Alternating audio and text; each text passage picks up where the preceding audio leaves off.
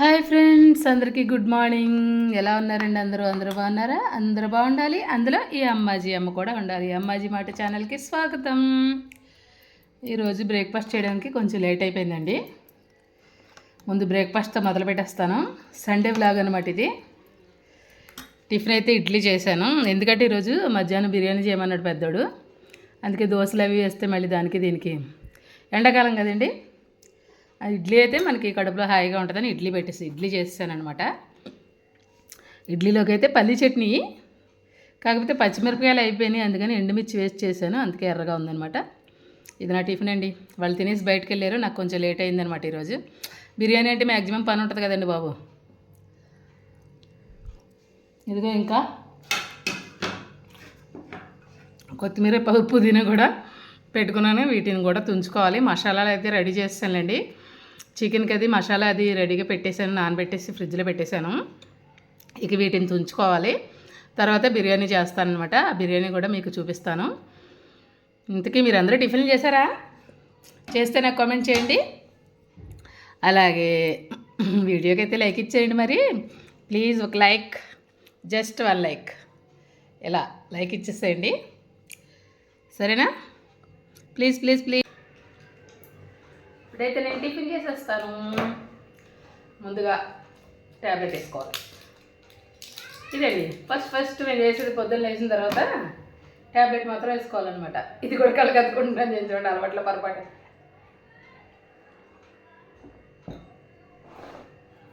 ఇప్పుడైతే మనం ఇడ్లీ వేసి అప్పుడు కడుపులో దండిగా ఉంటుంది కదా, అప్పుడు ప్రశాంతంగా ఏం చేద్దాం, బిర్యానీ చేద్దాం. మీ ఇంట్లో సండే స్పెషల్స్ ఏంటండి? ఈ సండేకి మీరేం స్పెషల్ చేసుకున్నారు? చాలా రోజులైంది మీ ఇంట్లో బిర్యానీ చేసి. ఇప్పుడు బిర్యానీ చేద్దాను. మా వారికి అసలు బిర్యానీ అంటే అంత ఇష్టం ఉండదండి. ఎందుకు రైస్ వండేసి కర్రీ చేసేయి అంటారు, అందుకని చేయట్లా. ఈరోజైతే రాత్రి అడిగాడు మా పెద్దడు, అమ్మ రేపు బిర్యానీ చేస్తావా? చేస్తాను అన్న, నువ్వు చేయమంటే అన్నాను.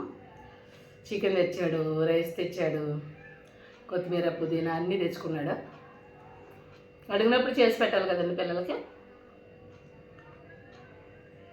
దానికోసం అనమాట. చిన్నాడైతే లేడు, కర్నూలు వెళ్ళిపోయాడు. నిజానికి మధ్యాహ్నం లంచ్కి అయితే మా వారు కూడా ఉండట్లేదు ఈరోజు. వాళ్ళ అమ్మగారిని తీసుకుని పెళ్ళికి వెళ్తున్నారన్నమాట. అత్తయ్య గారు ఇద్దరు పెళ్ళికి వెళ్తున్నారు. తినేది మేమిద్దరమే, కుమ్మేయడమే ఇంకా.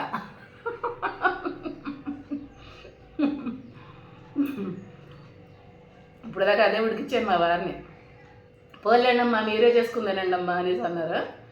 అప్పుడు నేనేమన్నానంటే, నేను ఏమన్నా వెళ్ళమన్నానా మీ అమ్మతో పెళ్ళికి? మీరు ఉండండి మీకు పెడతాను అని.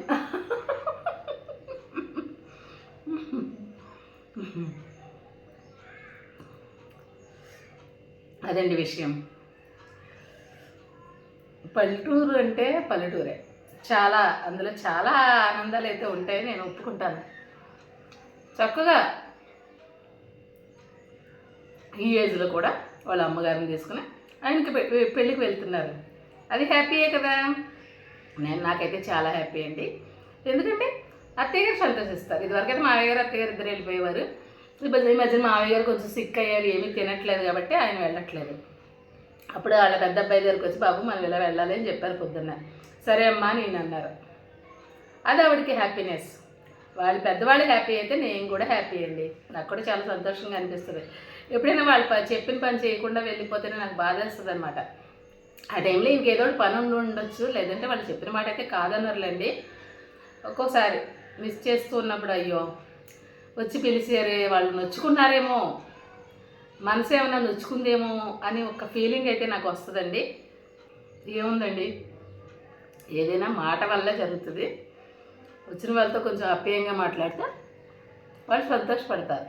పెద్దవాళ్ళు అంతమించి ఏం ఆశించరండి నాకు తెలిసి. పిల్లలు ఆదరంగా మాట్లాడి, ఏదైనా దాచకుండా, ఏదైనా కష్టమైన సుఖం, మంచి విషయం జరిగినాడు, అమ్మాయి ఇలా జరిగింది, నాన్నగారు ఇలా జరిగింది అని చెప్తే షేర్ చేసుకుంటే వాళ్ళు హ్యాపీగా ఫీల్ అవుతారండి పెద్దవాళ్ళు ఎప్పుడు కూడాను.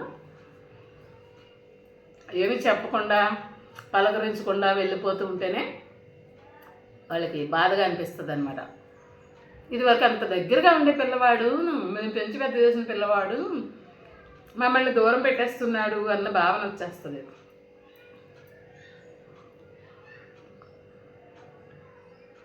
అయితే మా ఇంటి దగ్గర అలా ఉండదులేండి. ఎప్పుడు కూడా మావయ్య గారు, అత్తయ్య గారు పిల్లల ధ్యాస ఎక్కువ అండి వాళ్ళకి. వాళ్ళ బ్రతుకులు వాళ్ళు బతుకుతున్నారు కదా అని వదిలిపెట్టేసే రకం కాదు. ప్రతి విషయాన్ని తెలుసుకుంటూ ఉంటారు. వాళ్ళు ఏం చేస్తున్నారు, ఏం తింటున్నారు అన్నది కూడా అబ్జర్వ్ చేస్తూ ఉంటారు. అలాగే నైట్ ఏ టైంకి వస్తున్నారు, త్వరగా వచ్చారా లేదా.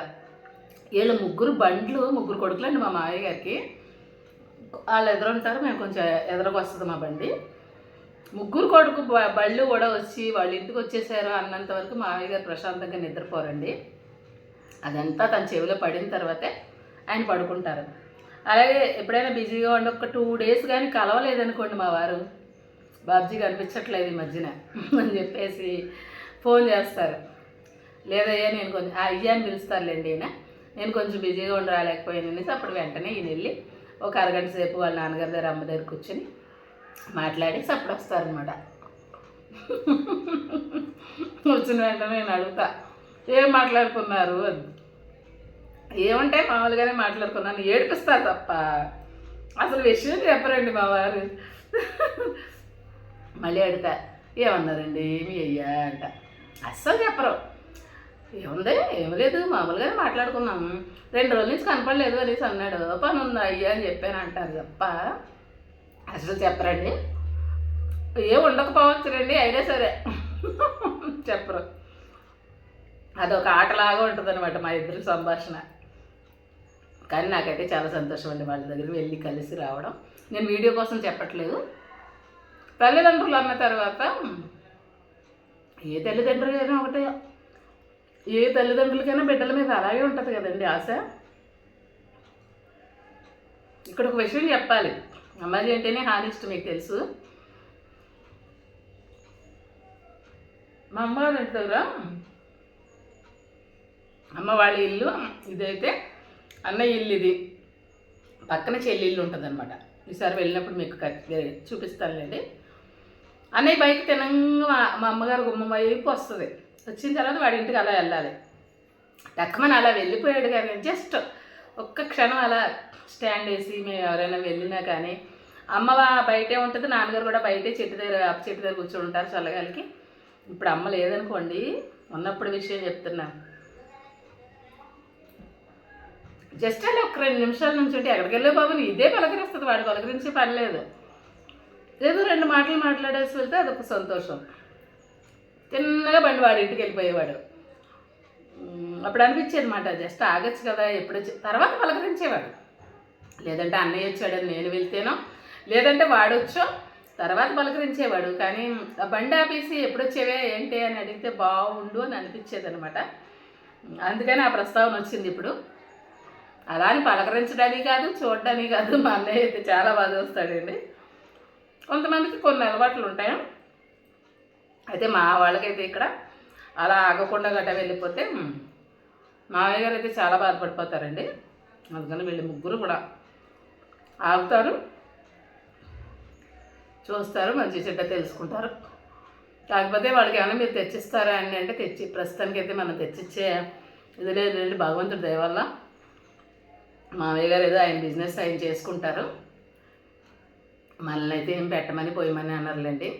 మాకు అదే చాలా సంతోషం అండి. పెట్టడం అంటే పెట్టాల్సి వస్తే పెట్టాలి, ఎందుకంటే మన పిల్లలకి మనం పెట్టుకుంటున్నాం కదా. అలాగే మన పిల్లలు లాంటి వాళ్ళే వాళ్ళు, అది మన బాధ్యత. కానీ ప్రస్తుతానికి ఇంకా అవసరం అయితే రాలేదు. ఆయన ఓపిక ఉన్నంత వరకు కష్టపడతారు, అదే సంతోషిస్తూ ఉంటామండి మేము. ఎవరి మీద ఆధారపడకుండా చక్కగా ఆయన పని ఆయన చేసుకుంటున్నారు, హ్యాపీగా ఆరోగ్యాన్ని చూసుకుంటారండి. మెడిసిన్స్ అయిపోతలోకి మెడిసిన్స్ తెచ్చేసుకుంటారు, ఒక్కరోజు కూడా ఆదమర్రు, అలా ఉంటారు. కాకపోతే ఈ మధ్య మాత్రం కొంచెం సిక్ అయ్యారు, మళ్ళీ ఇప్పుడిప్పుడే కోలుకుంటున్నారులేండి. దానికి మాకు చాలా సంతోషం. చాలా మాట్లాడేశాను.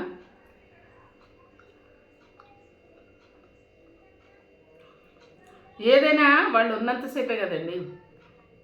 మనకి వాల్యూ గౌరవం అనేది కూడా వాళ్ళు ఉన్నప్పుడు ఒకలా ఉంటుందండి, వాళ్ళు లేకపోతే ఒకలా ఉంటుందని నేను చాలా చోట్ల అబ్జర్వ్ చేశాను. అది అంతెందుకండి, మాకు ఎవరైనా పెళ్ళికోరు చెప్పారనుకోండి, మేమందరూ కలిసి వెళ్తూ ఉంటాం ఒక్కొక్కసారి. ఎందుకంటే మన ఆత్మీయులు మనం ఖచ్చితంగా రావాలని పిలిచేవాళ్ళు కొంతమంది ఉంటారు, ఫార్మాలిటీకి పిలిచేవాళ్ళు కొంతమంది ఉంటారు. తెలిసిపోద్ది మనకు ఆటోమేటిక్గా వాళ్ళు ఏ రకంగా పిలుస్తున్నారు అన్నది. అలాంటప్పుడు ఆత్మీయులు పిలిచినప్పుడు ఖచ్చితంగా వెళ్ళి కనిపించైనా రావాలండి. అలాంటి వాళ్ళు పిలిచినప్పుడు అందరూ కలిసి వెళ్తాం. అత్తయ్య గారు, మావయ్య గారు, మా ముగ్గురు తోటికోడల్లో మేము అందరూ కలిసి వెళ్తాం కదా. అవి వెళ్ళినప్పుడు ఈ పెద్దవాళ్ళని చూడగానే అక్కడ వాళ్ళు ఇచ్చే రెస్పెక్ట్ ఉంటుందండి. మరి ఎదురుగుండా వచ్చేసి చిన్నాన్న వచ్చాడు, పిన్ని వచ్చిందని రండి అని చెప్పేసి వాళ్ళతో పాటు చాలా అంటే చాలా గౌరవం మాకు కూడా ఉంటుంది. నేను అబ్జర్వ్ చేసింది చెప్తున్నాను. అదే మనం విడిగా వెళ్ళామనుకోండి, జస్ట్ మా తమ్ముడు వచ్చాడా, ఇద్దరు వచ్చారా, సరే భోంచేయండి అంటారు తప్ప అక్కడ రెస్పెక్ట్ లేదని కాదు. కానీ వాళ్ళతో వెళ్ళినప్పుడు ఉండే రెస్పెక్ట్ వేరు, మనం విడిగా వెళ్ళినప్పుడు ఉండే రెస్పెక్ట్ వేరు. పిన్ని రాలేదా, చిన్నాన్న రాలేదా ఇలాంటివి అడుగుతారు. కానీ నాకు అనిపిస్తుంది అన్నమాట, వాళ్ళతో వెళ్ళినప్పుడు చాలా అంటే చాలా రెస్పెక్ట్ ఉంటుంది అనమాట. అదన్నమాట అండి పెద్దవాళ్ళకి ఉండాల్సిన రెస్పెక్ట్. అది ఎక్కడి నుంచి వస్తుందంటే అది వాళ్ళు నిలబెట్టుకోవడంలో వస్తుంది. అది కూడా ఆయన ఎప్పుడు అలా నిలబెట్టుకున్నారు. ఎవరైనా మంచికి పిలిచినా చెడ్డకి పిలిచినా, చెడ్డకైతే పిలవాల్సిన పని ఉందండి, ఆయనే ముందుంటారు. ఎందుకంటే పెళ్ళికి వెళ్ళినా వెళ్ళకపోయినా పర్వాలేదు, కానీ అలాంటి వాటికి వెళ్ళాలి కష్టంలో ఉన్న వాళ్ళకి అనేది ఒక ఇది.